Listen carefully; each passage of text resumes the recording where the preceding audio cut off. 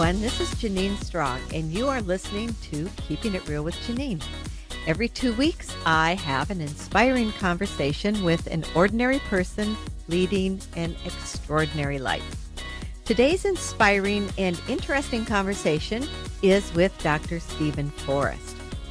Dr. Steve Forrest has decades of experience with meditation, contemplation, inquiry, and inner work. He has been actively involved in multiple schools and traditions ever since he was a teenager. These days, he likes working with small groups and individuals. Hi, Steve. How are you? Good, Janine. How you doing? I'm doing well, thank you. Now, do you like to be called Steve or Stephen? Well, Steve is good. Okay, great. Because my husband is a Stephen, but I call him Stephen. Oh. But that's with the PH. He asked me if you were with a V or a PH. Well, over the years, I've tried various combinations, and Steve just seems to fit better. Great. Okay. Well, I'd like to start with because when we were talking earlier, and you said that you've really been interested in spirituality since you were a teenager, and I thought that's kind of unusual, for a teenager to be interested in spiritual things. And I was wondering, did something happen that triggered your interest at such a young age? Yeah, so I'm going to say yes and no. And I've talked to a lot of people about this over the years because I've worked with a lot of people. So you never know what it's going to be. Mm-hmm. What I say for myself when I'm looking back is that at a very early age, like as soon as I could begin reading, I became interested in science fiction. Mm-hmm. Rabidly interested, to the point that I would read a book a day or something. I mean, I was endlessly science fiction books. Mm-hmm. But over time, I noticed that there was a trend of the kind of science fiction books that I actually liked versus just any kind of science fiction. Okay. And in looking back, what I noticed, it was always with some type of a Superman creature, some kind of an extraordinary, something, I think of books for people that know, like Dune, mm-hmm. Stranger in a Strange Land, where there was always some kind of unusual character that was suggestive of something, mm-hmm. Right? Something metaphysical or something. You think of like a movie like The Matrix or something. It's mm-hmm. like, why did The Matrix speak to somebody and not somebody else? Right? Because it's suggestive of something entirely other than ordinary life. And so that was the start. And then when I was probably around maybe 15 or 16, I was with a friend one day, and I was living in Florida, and I was looking up at the stars, and I just had this thought, well, if everything I see is sort of the universe, what's outside of the universe? Like, what's the universe sitting in? Mm-hmm. Mm-hmm. And what I would say these days, it was the first time that my mind tried to comprehend infinity. And when it happened, I went into an altered state. The mind just went on tilt. These days, I would call it a mind quake. It sort of ceased to function for a while. And so that was a particular experience that I can sort of still remember as a sort of early awakening to something. Can you describe that a little bit for people, what that actually, how it manifested for you? I've never tried to do that, so let's give it a try. Okay.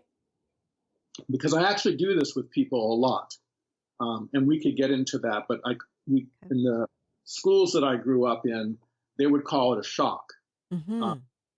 Something that stops the ordinary mind and puts you into an altered state of consciousness, instantly. For those that know the Carlos Castaneda books, Don Juan used this technique all the time. Okay.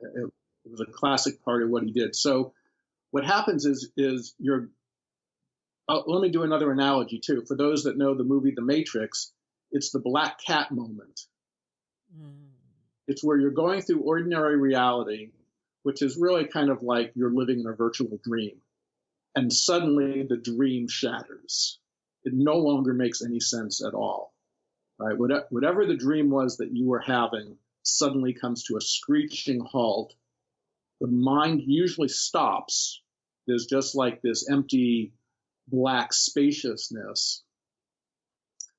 Um, and you can have the feeling when that happens. And I'm sure some people recognize this even Mm-hmm. as they hear this.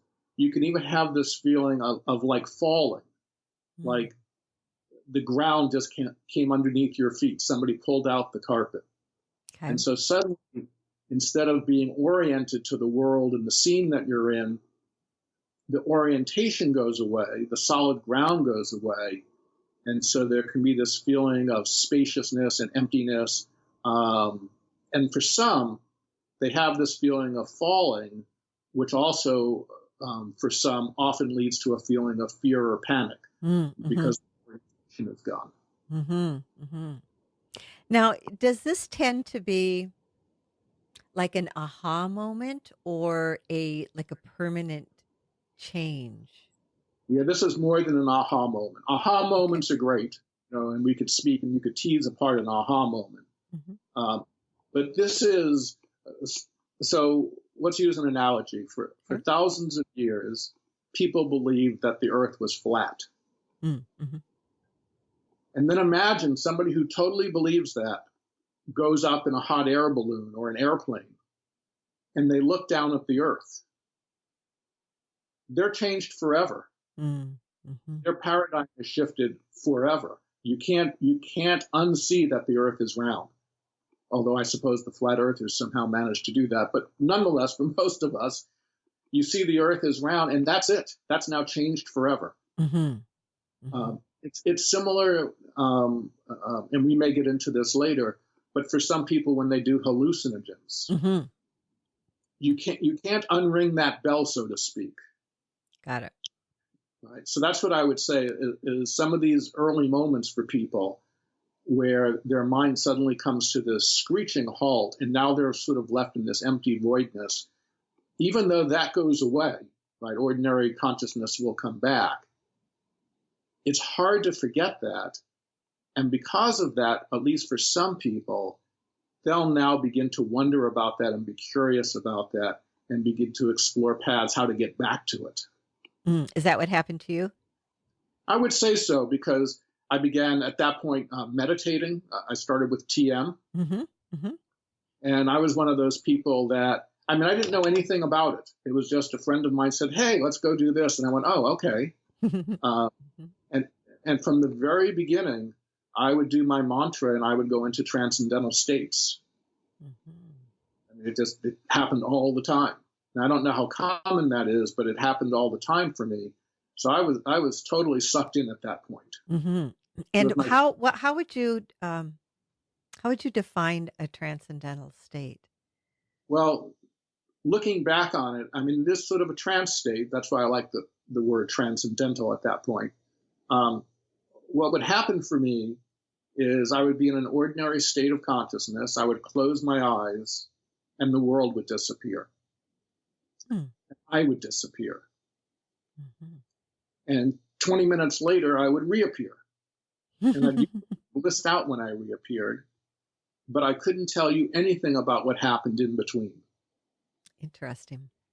And it became the favorite part of my day. I would meditate twice a day. Twice a day, I would do this disappearing act. I'd come back blissed out, and then I'd go back to ordinary life. Hmm. So at some point, I would assume that you either it would just happen or you made an effort to have this be a part of your life 24/7 as opposed to just those two times Right, a day. right. And I tried, there would be times where I would try to do TM all day or multiple a day, and it actually didn't work. Oh, Uh, interesting. I could my two a day in, but really that was it. And I don't know how much more attention I really put into it when I went off to college. Um, I don't remember spending much time or energy on these kind of things until graduate school. Hmm. And And what did you study in college? undergrad, I was an economics major, Hmm. and then I got a master's in economics. Um, Looking back on it, God knows why. I have no idea what I did. Uh, but I was going to be an attorney. Uh-huh. I was always going to be an attorney, and I was in law school. And then, sort of out of the blue, I mean, just even to this day, I have no idea why. The head of the economics department at the school I was at, I was on home vacation, waiting to go to law school in the fall, Uh-huh. and this guy calls me at home and says, "We have a National Science Foundation grant. How would you like to come back to school and work on it?" Hmm. And I'm like, "Well, better than spending summer at home with my parents. Sure." I mean, I didn't think twice about it. And I went back to school, and then he informed me in order to do it, I had to become a graduate student in economics. And I went, okay, I don't have a problem with that. But what happened at that point is right away I met somebody, a friend. We became really good friends. And he introduced me to his sensei, a martial arts teacher. Mm-hmm. And it turned out to be what he called Zen Karate Do. And so, although it was martial arts, it turned out to be something entirely other than that. It was Zen, it was Carlos Castaneda, it was Gurdjieff, it was Rajneesh, Mm. it was psychedelics. It was this whole world that I knew nothing about. Wow. And that was it. That was a complete turning point in my life. Um, I can imagine. I mean, that seems so far away from economics. Completely. It was, and I was hooked. I started going into altered states, even doing the martial arts and things, um, and loved the altered states. And so that became it. That became, sort of the life journey, was exploring all of that through, and we could talk about any part of it that you want, but through various traditions and schools, techniques, teachers, et cetera. But at that point, that's pretty much consumed my life for the last, 40 years. Wow. So, Steve, what do you feel, or who was the most how do I want to say it, influential for you, or made the biggest difference in your life, or the biggest changes? Well, I'd have to say this first martial arts teacher, he was certainly who introduced me to all of this. I can't say he brought about the biggest changes, but he's the one that introduced. Mm-hmm. And the way that happened in particular was, one day in class, he gave me a book to read. Okay. I went home, I read the book. I was fascinated by the book. What was it? It was A Separate Reality, Uh-huh. which was Carlos Castaneda book. Okay. And so, a few days later, I bring the book back to him, and his name was Phil, and I said, "Phil, this was great. Too bad it's not true." And he went, "Oh no, it is." And that was it. That was, after that, I started playing around with drugs, meditating, yoga, vegetarianism, macrobiotics. I trained martial arts, hours a day. I was completely into it. And then he gave me another book to read. And that also turned out, for me, to be a major turning point, was he gave me the book Meetings with Remarkable Men. Mm-hmm. Familiar? Mm. Yep. Yep. So that introduced me to Gurdjieff and the Gurdjieff work. And within a year or so after that, I entered the first Gurdjieff school that I was in. Uh-huh. So I assume at some point in there you sort of dropped the economics. Well, I went to work as a economic consultant, big multinational company, and 2 years of hell for me. I just hated it. Uh-huh. It just so wasn't. I just hated it. But I did it for a couple of years, and then I couldn't take it anymore, and I moved. And I was living on the East Coast at the time, and at that point, I pretty much dropped it, moved to California, and that was the end of it. Mm-hmm. Wow. So, I know that these days, and I've had a couple of people on who've talked about using psychedelics to open the mind and experience alternate realities, I guess we call it, or true realities, however you want to look at it. Um, and what do you think is there something that you have found in your experience and talking with other people to be the most valuable, or does it kind of depend on the person, or? Well, we have to, if we're going to talk about psychedelics, we have to put it within a context. Okay. So let's do that a little bit. Okay. One way of talking about humans, let's see how I want to say this. Mm-hmm. Okay, I'm gonna do it as a sort of a big picture. So Okay. this will take a few minutes. Okay. So if we use modern physics, they would say something like, there was nothing, but out of that nothing, the nothingness itself had pure potentiality. Okay. And for some reason, nobody knows why, the potential became actual. Okay. Which was the beginning of the universe. And then whether you say it was the Big Bang or it was inflation, whatever you want to say, there was energy and there were laws. And based on the laws, that energy over 13.7 billion years became the universe we have now and everything that's in it. Okay. Now, we could get exotic and say, well, maybe this has happened billions of times. Maybe this is the billionth time we've had a universe. Or we could say there's a multiverse, which a lot of physicists are saying these days, in which case this is just one universe out of infinite number of universes. But however it was, in this particular universe, this time around, 13.7 billion years later, the universe started off with just energy. Energy began to coalesce into matter, hydrogen atoms, etc. Those coalesced into gases. Gases coalesced into suns. The suns eventually went supernova. They produced the heavy elements. And you can sort of go step by step until our sun was created, the Earth was created. And then on the Earth, over time, organic matter began to come into being, single-celled organisms. They got together for survival, specialization, and little by little, all of this began to produce plants, it produced animals. The animals got more and more sophisticated, more and more complex. Eventually, right, in the final second of the universe, we have humans. And what seems to be different about humans than anything else on this planet that we're aware of is that while I would personally say all animals are conscious, we're the only species that seems to be really self-conscious. Is we have the ability for consciousness to turn back on itself and examine itself.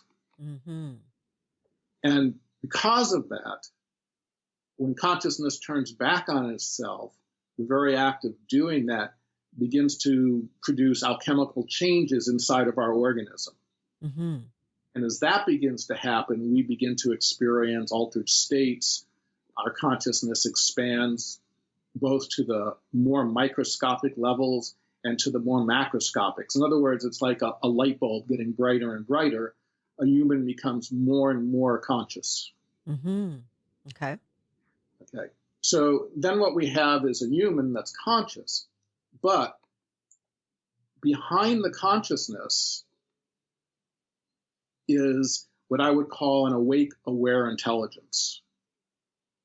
And so there's an awake, aware intelligence that illuminates the consciousness, and then consciousness is all of the experiences. These days, physicists talk about what's called panpsychism, which is even they're saying everything is consciousness. Okay. Right. So I would go with that. I would say everything is consciousness. However, you don't know what's in the consciousness unless you're awake.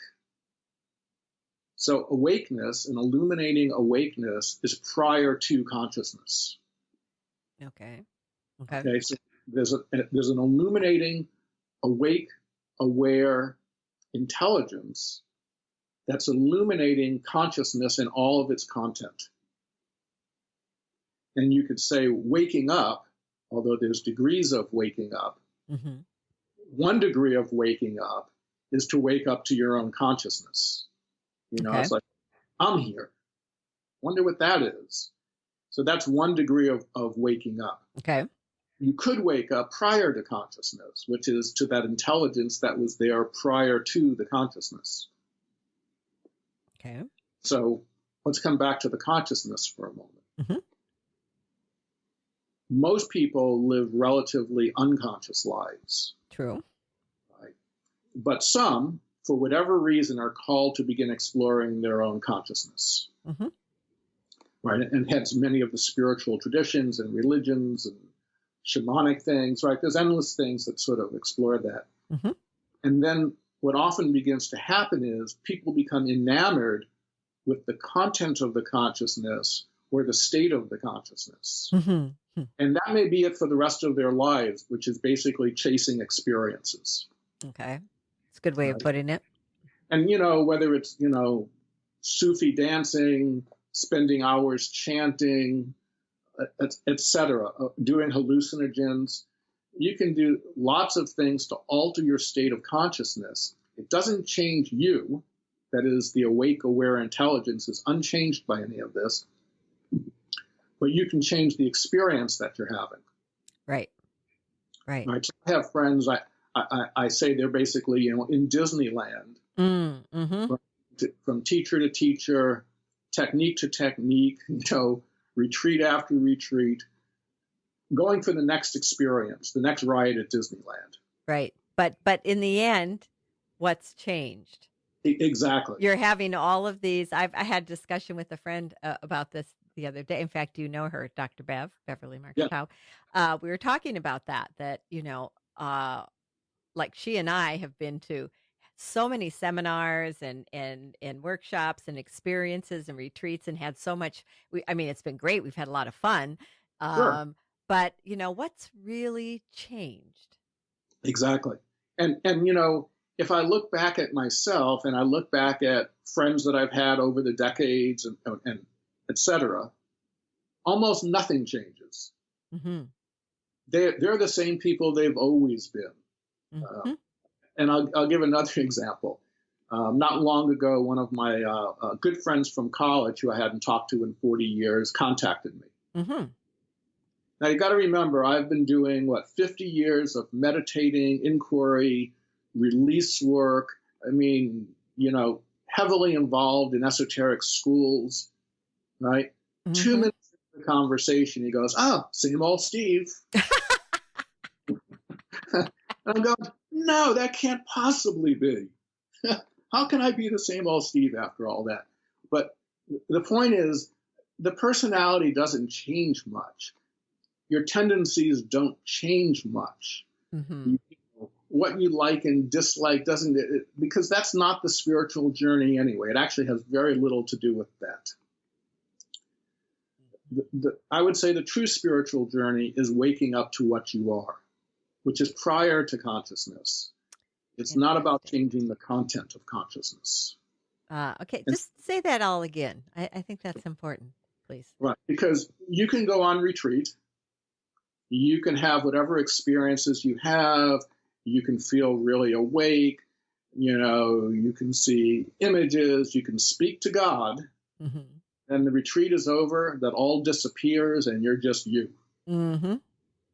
And one of my favorite teachers, Ramana Maharshi, mm-hmm. Said to somebody that was a big change in their life was, he said, all of these things come and go. What doesn't come and go? You. Right. You're what doesn't come and go. You're the thing that's the same in every experience. And I'm sure if you go back through your life, Janine, 10 years ago, 20 years ago, 50 years ago, weren't you always you? Yes. Exactly. You're you. What you know has changed. Your memory banks have been filled with all sorts of things. You have all sorts of information, but you're still you. Mm-hmm. You're still that awake awareness that's always been there. So the spiritual journey, from my perspective, it's awakening to that. It has nothing to do with the personality. It has nothing to do with experiences that come and go. Even though that happens, on the spiritual journey, at least for some, you can go through dramatic awakenings. You can have Kundalini exploding through your brain. You know, you can have freight trains of energy going through your spine and lighting up. You know, it's amazing the things that can happen. And I've had a lot of those experiences. Mm-hmm. They come and they go. Right. I'm unchanged. I'm still me. I still like the same things I've ever liked. Mm-hmm. You know, I'm attracted to the same kind of women I've always been attracted to. Mm-hmm. I prefer chocolate ice cream over vanilla. That's not what it's about. It's about waking up. In a way, one way of putting this is, it's the waking up to yourself as the universe rather than as the person. Waking up to yourself as the universe rather than the person. So one of the ways I like to talk about this is that the universe is universing itself. There's nobody doing anything. It's just a happening. Ramesh Balsekar said it was the impersonal functioning of the totality of being. It's just happening. Okay. And you are the awake awareness that's witnessing what's happening. Now, at a certain level of consciousness, I talk about this consciousness pyramid. So the lower levels of the pyramid, consciousness tends to be much more dense, and you much more feel like you're a person and an individual. Mm-hmm. And as you ascend the pyramid, as you get to higher levels of the pyramid, there's less and less the sense of you as an individual and more the sense of you as this universal consciousness. Okay. But until you're there, it's just a concept. It's just a theory. Let me give another analogy. We'll eventually get back to the hallucinogens, but let me give another analogy. No, this is a great track because I've got some questions on this, but you do your analogy first.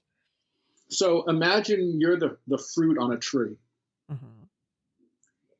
And you wake up to yourself as the fruit on the tree, as an individual consciousness, as an ego. Okay. And the fruit thinks, look at this, I'm fruiting myself. Right? Well, Mm-hmm. that's what it's like for the ego.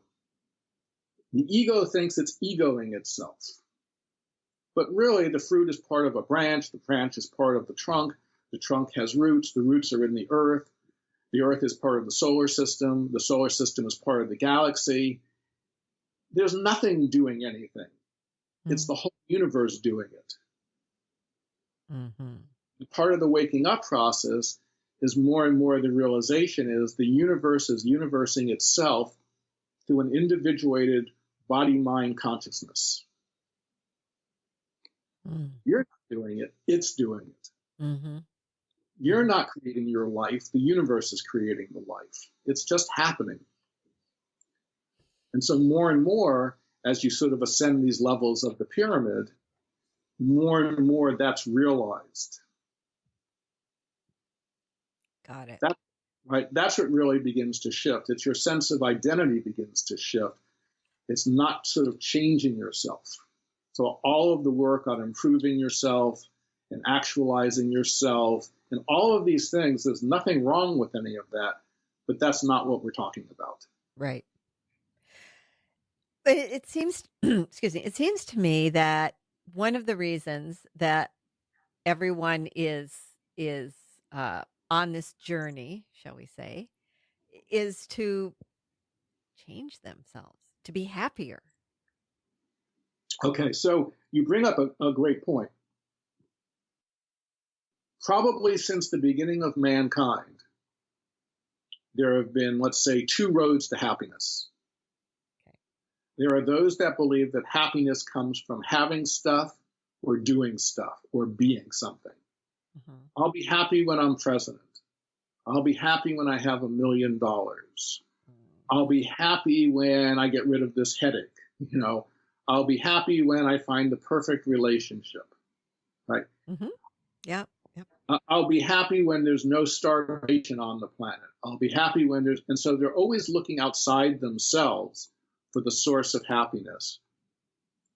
But the problem there is that when you go to the world of consciousness, consciousness is dual by its nature. Hmm.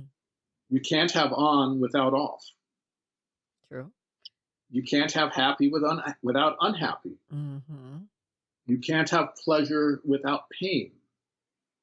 Consciousness comes as pairs of opposites. And so the pursuit of happiness in consciousness, which I would say 99% of humanity, is doomed to failure. Because even if you get the car you always wanted, well, then the car becomes old, it rusts out, and it's gone. Now where's your happiness? Where's the happiness you have from all the experiences you've had in life where you were momentarily happy? Where are they now? Mm-hmm. Right? Mm-hmm. They come and they go. It's a state of consciousness. It comes and it goes. And so if we're looking for, let's say, eternal happiness, we have to look someplace where it doesn't come and go. Right. Right. So what the great traditions have said is that at our core, the term they use is Sat Chit Ananda. Mm-hmm. Right. The translation is being, consciousness, bliss. So if you look at a little baby that doesn't need its diapers changed and isn't hungry or anything like that, they're often just blissed out. Mm-hmm. Just their natural state. Well, why aren't we blissed out all the time like that? Good question. And so what I would say is because our mind has become polluted with endless stuff, beliefs, attitudes, ways of looking at things, perceptions, points of view, etc. The mind has come in, and along with this, a fictitious creature that we call a person, as though there really is such a thing. Mm-hmm. So what the great traditions have said, especially traditions like Advaita, is that if you're looking for eternal bliss, eternal happiness, the only way to find it is to find that which never changes, because that's its true nature. Hmm. So this awake, aware intelligence has by its very nature Sat Chit Ananda, a kind of blissfulness that's independent of what's taking place in our lives.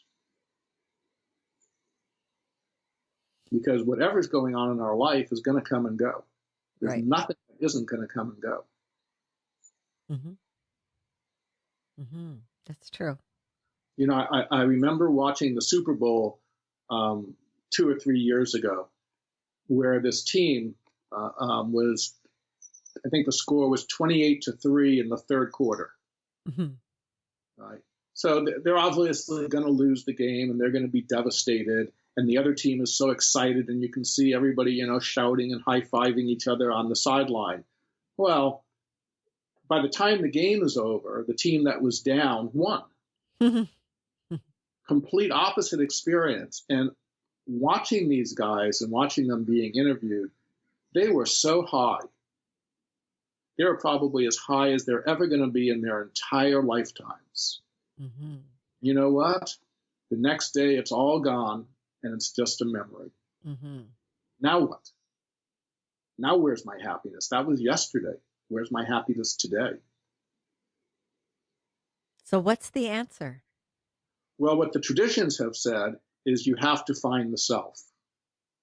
You have to wake up to what you were before you became a person. Ah. That was their solution. Mm-hmm. And this is Advaita and Zen and many traditions. You have to find out prior to consciousness, prior to the development of a me. Because whatever that was is still here right now. It's never gone anyplace. Right. Right?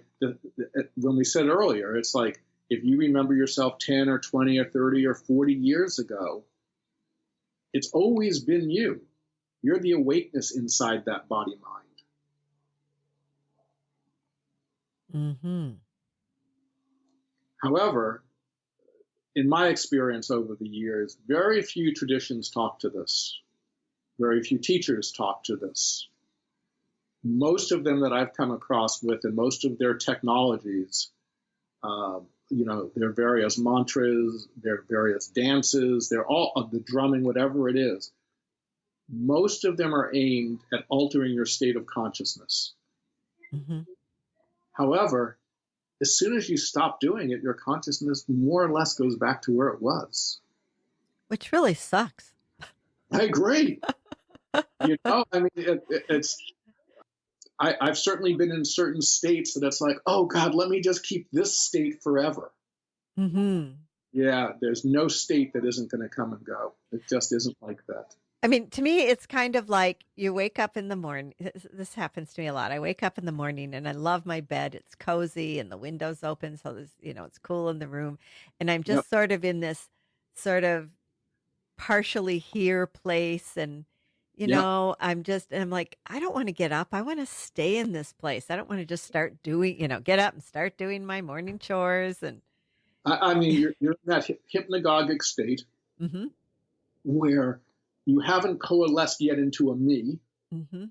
and a me that has a life and duties and responsibilities. And, you have to pee every day.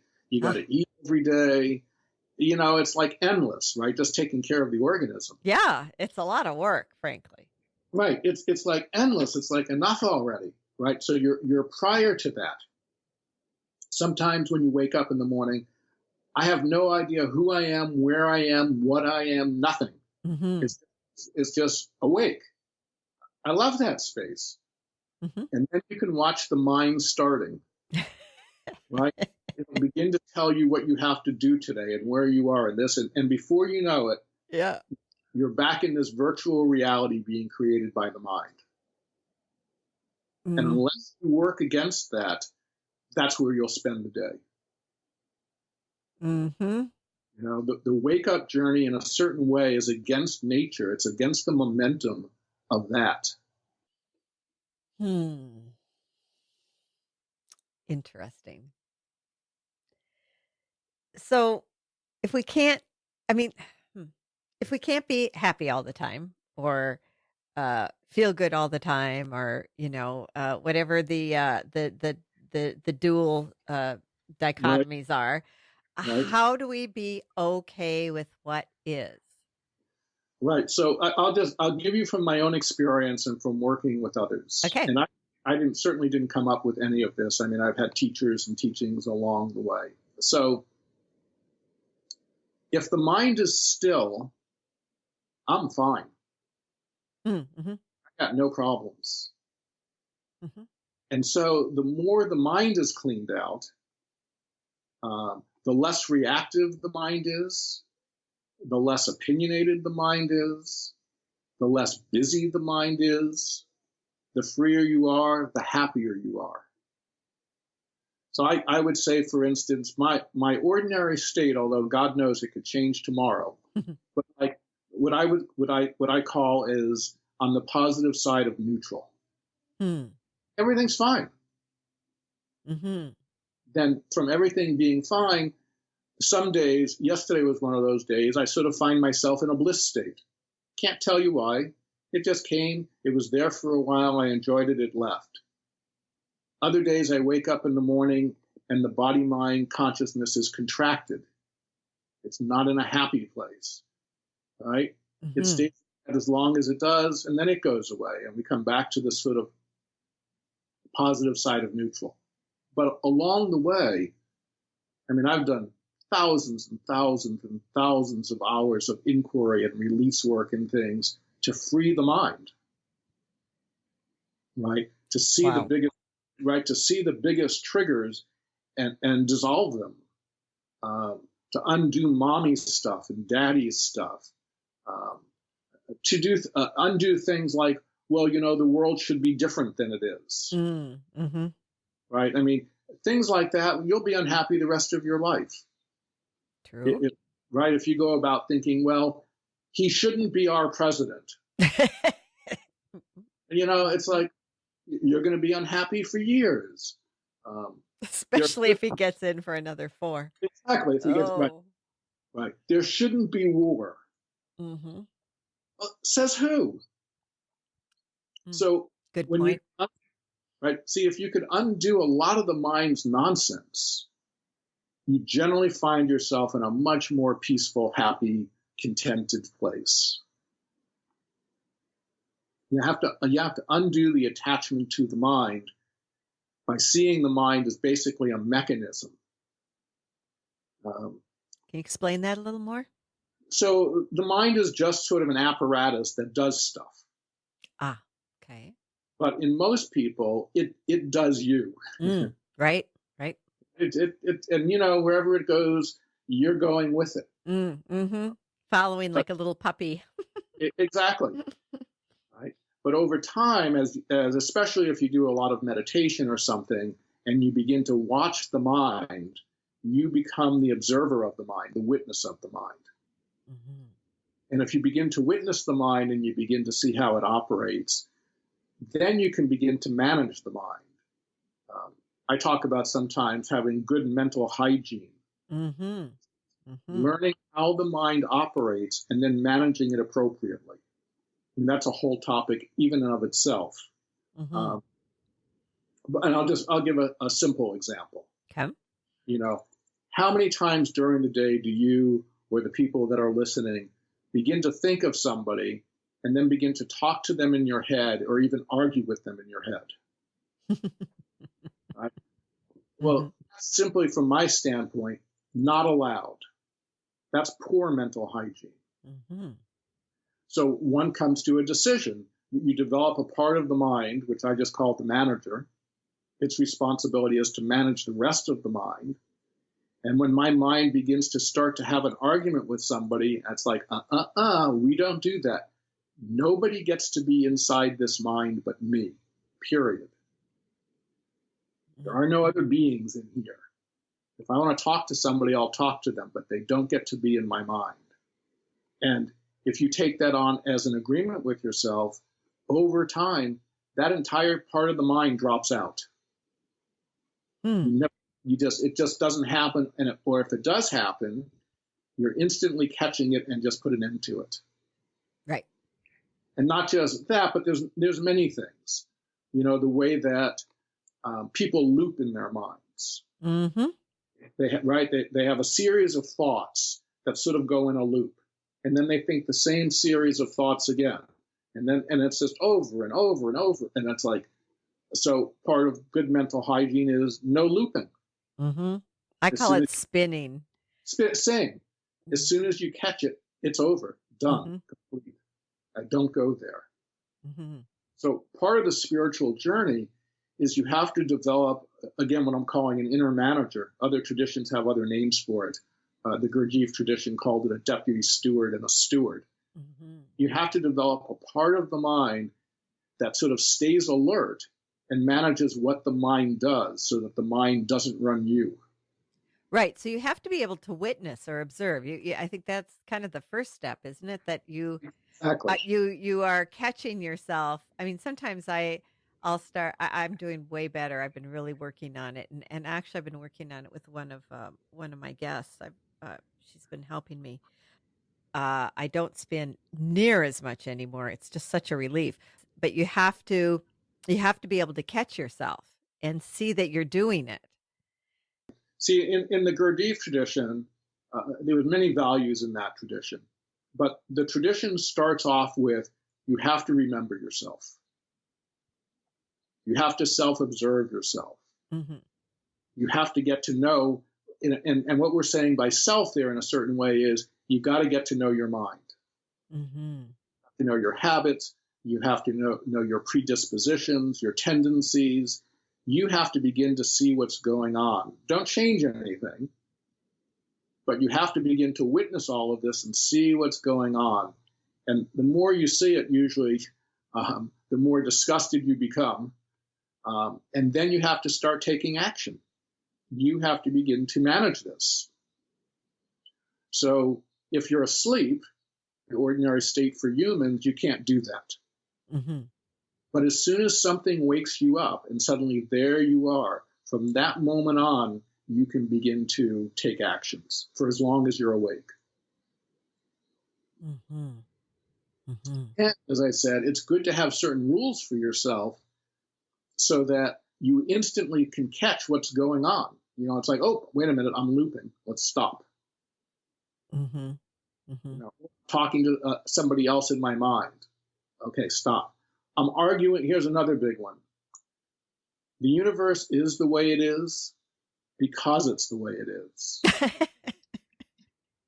Period. And the past was the way it was because it was.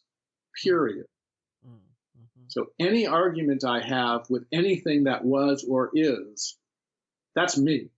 That's a problem. So no argument with what is. You just stop it. As soon as you find yourself arguing with what is, you stop it. You just don't go there. Hmm. Well, I think it does help to have some techniques to.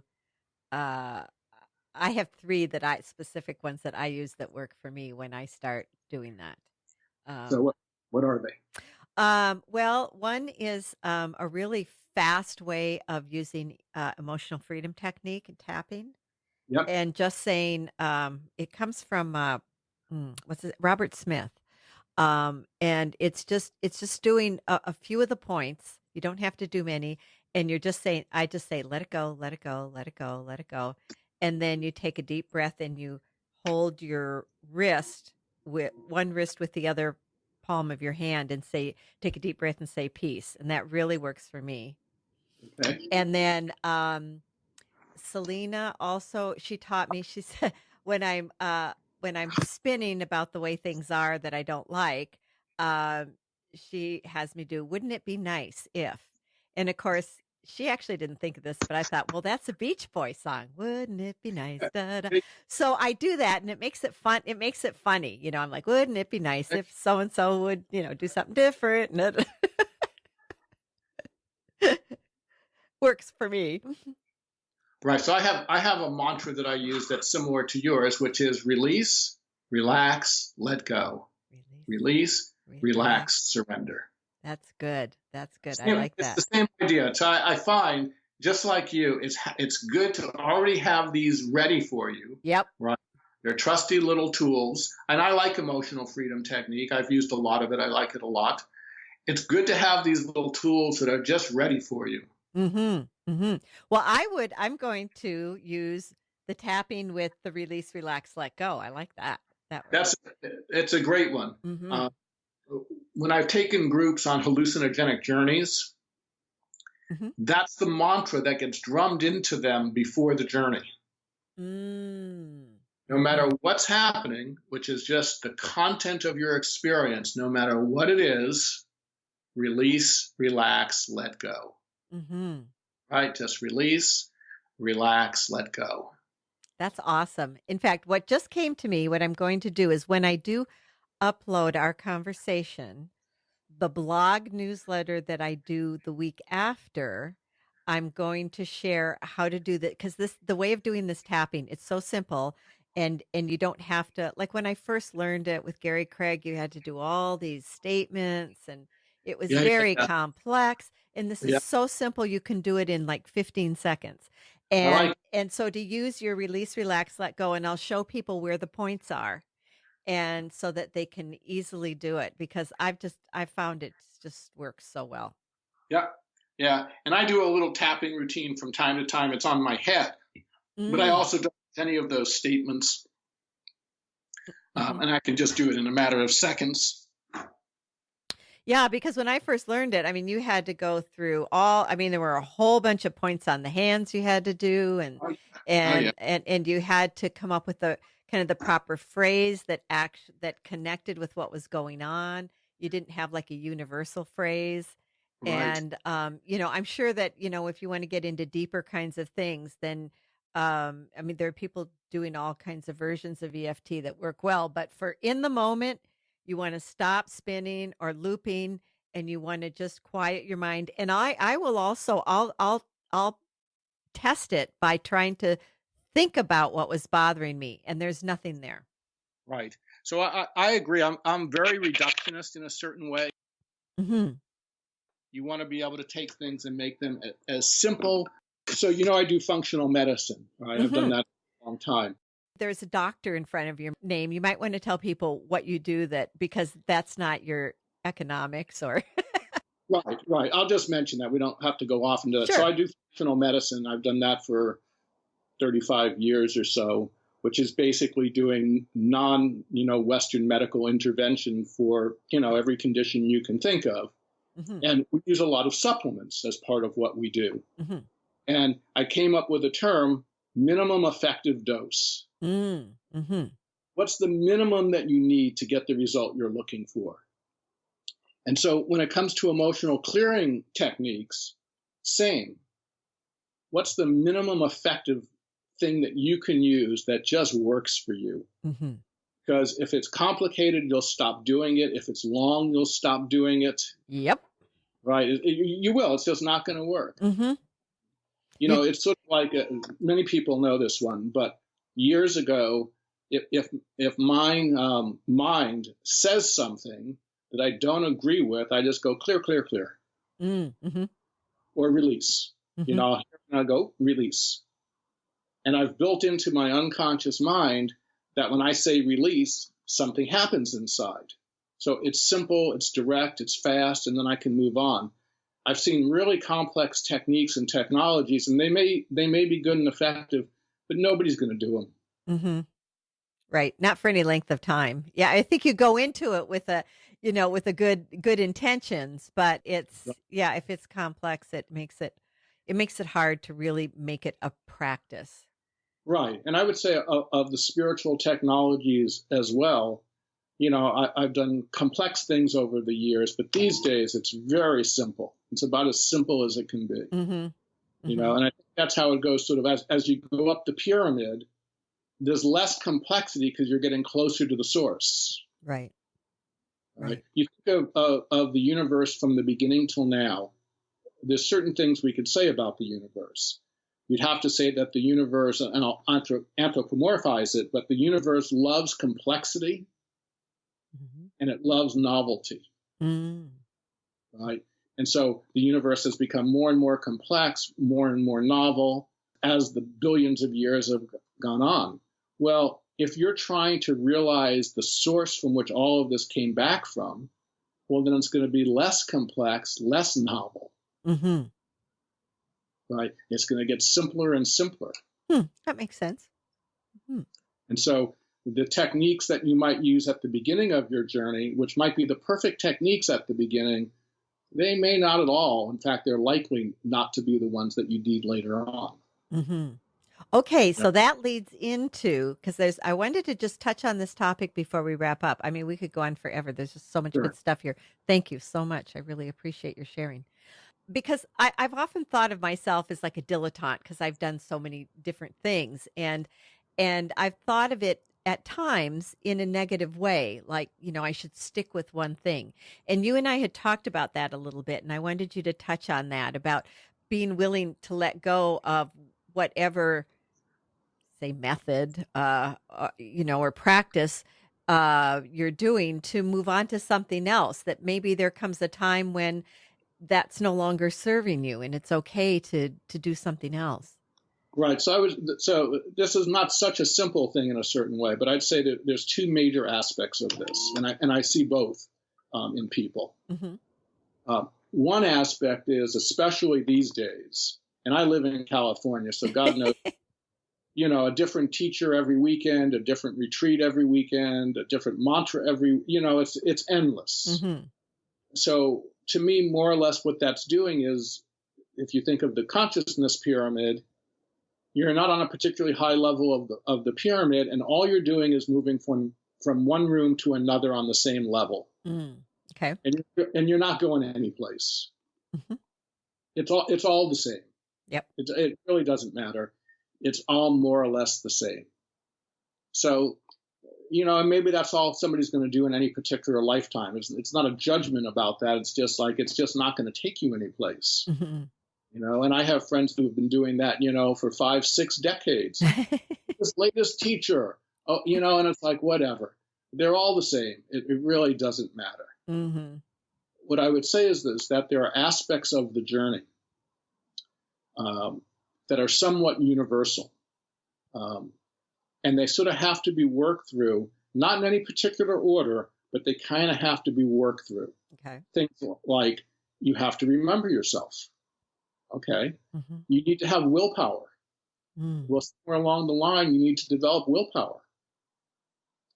Somewhere along the line, you probably need to free yourself from a lot of your psychological stuff. Mm-hmm. Well, okay, so there's something that needs to be done. At some point, you may need to begin to explore your own consciousness. So what are the tools for exploring your own consciousness? So there are different tools for different things. And rather than just from jumping from one thing to the next through a process of inner discrimination, you can, especially if you sort of open it up to the universe and say, okay, what do I actually need now? What's actually needed? Mm-hmm. And so let's say you have a lot of psychological baggage, which is true of most people. Mm-hmm.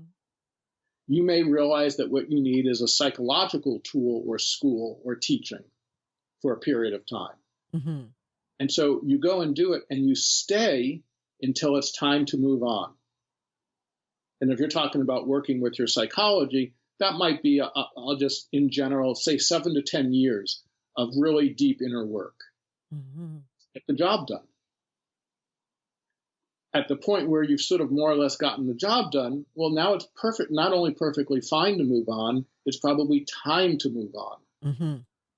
And with the same question, it's like, okay, what's needed now? And then whatever it is, let's say it's like, well, I never remember myself because I don't have the willpower to stay present. Well, maybe I need a teaching that helps me develop my willpower.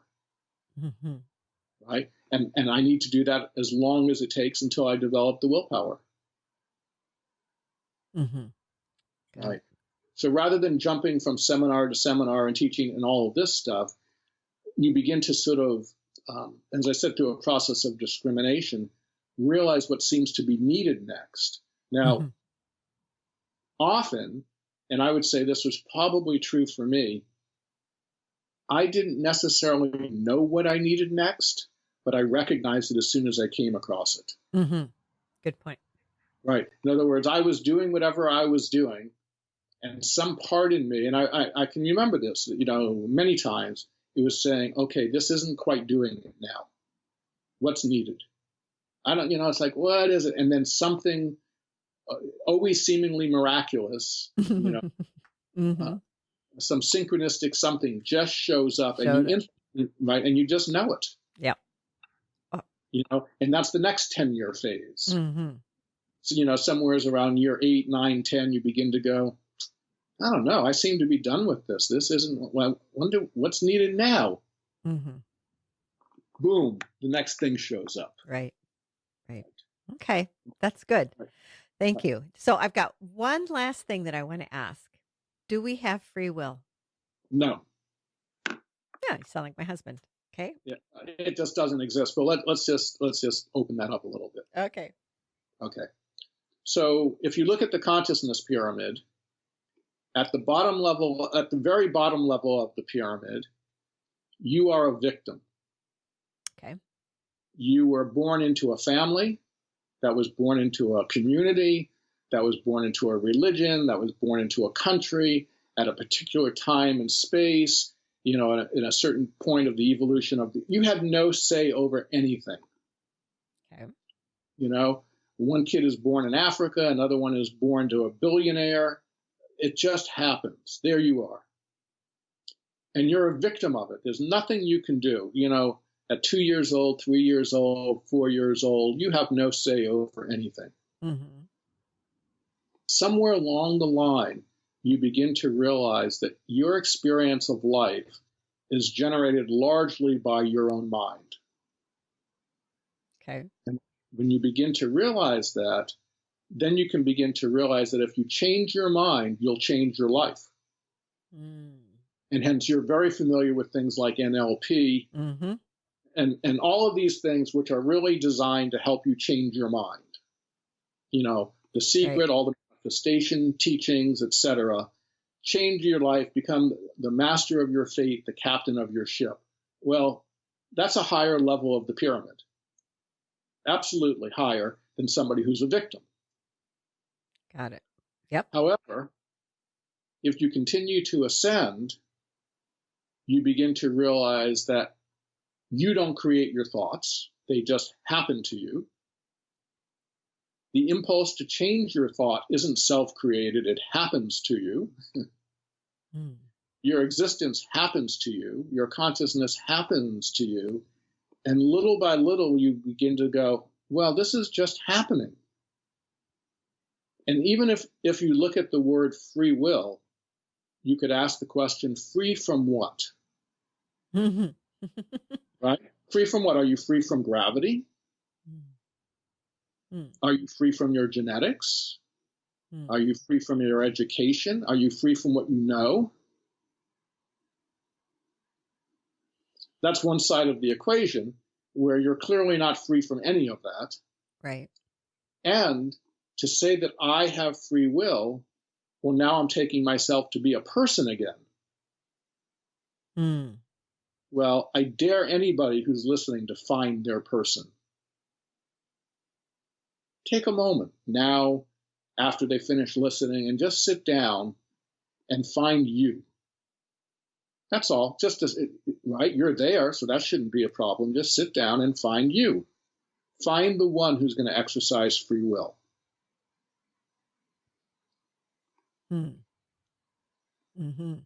can already tell you what they're going to find. Okay. You can look for eternity and you'll never find you. There is no you. It doesn't exist. It's a fiction of the mind. It's an avatar. In fact, neuroscience now even knows the part of the brain that the avatar comes from. They call it the default mode network. Right? So the default mode network generates a sense of me. Okay. All it is a sense of me. Has no reality to it at all. And one of the ways we know that is if you give psychedelics at a high enough dose, especially psilocybin or LSD, the default mode network can more or less go offline. And when that goes offline, what's popular out there is the ego. It's not really ego death. It's just a temporary shutting off of the default mode network, and the sense of a me disappears. And you function just as well without this sense of the me going on. It's an appendage. It's an avatar that's generated by the mind, and it came online, at the age of 2 or 3 or 4. Your parents started telling you that you were a Janine, you were a girl, and little by little, you began to develop this sense of a you. But most people have never explored whether that you actually exists as an entity. And upon exploration, everybody always finds exactly the same thing. I keep looking and looking and looking, and there's nobody there. So if there's nobody there, who's going to exercise this quote-unquote free will? Good point. Right. So this is higher levels of the pyramid, meaning if this is your state of consciousness, you begin to realize there is no free will and there's nobody that has it or doesn't have it. Is this pyramid, have you drawn this out or? Nah, I if I were ever motivated enough to do something, I would. It would be a chapter in a book for sure if I ever write a book. It's just a way of looking at things. I'm not saying there really is such a thing, but it helps to understand because we come across humans. All humans sort of look like humans, but there's a tremendous difference in their states of being. They live at entirely different levels of consciousness, and you can't tell by looking at them. Yes, looks can be deceiving, very much so. Totally. And so we think we're talking, and I'll give you an example. When our country talks to North Korea, we just assume they're like us. They're nothing like us. They're at a much lower level of consciousness. you can't talk to them as rational beings like we would negotiate, like you would with another rational being at a certain level of consciousness. It doesn't work. Mm. And when dealing on the spiritual journey, when you're dealing with students, you have to kind of ascertain, it's like, where are they? Mm-hmm. Right? But to give them the highest teaching would be ludicrous.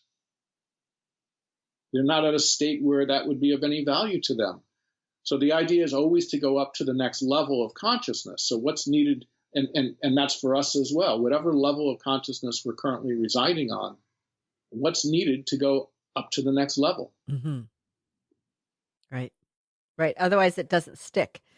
Exactly. And this is where the idea of chutes and ladders comes in, is, you're sort of looking for the next ladder up to the next level, and you're trying to avoid the chutes, which take you down a level or two. Mm-hmm.